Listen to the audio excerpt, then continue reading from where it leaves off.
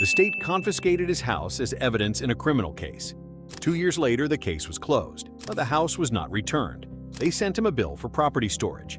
But watch the moment when the judge opens the law on the return of confiscated property. 2 years ago, the state confiscated my house as part of a criminal investigation. I was accused of fraud. For 2 years, I lived with relatives while the investigation proceeded. In the end, the case was closed. The charges were dropped. Guilt was not proven.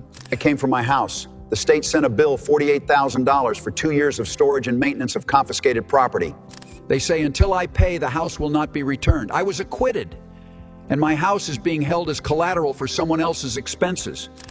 During the period of confiscation, the state incurred expenses for ensuring the safety and maintenance of the property. These expenses are subject to reimbursement by the owner under the administrative regulations for the management of confiscated property. The return of property is carried out after full repayment of the accumulated debt for storage.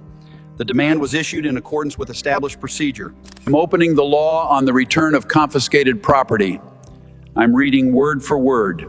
Property seized as part of a criminal investigation is subject to immediate return to the owner in the event of case closure without a conviction, without conditions.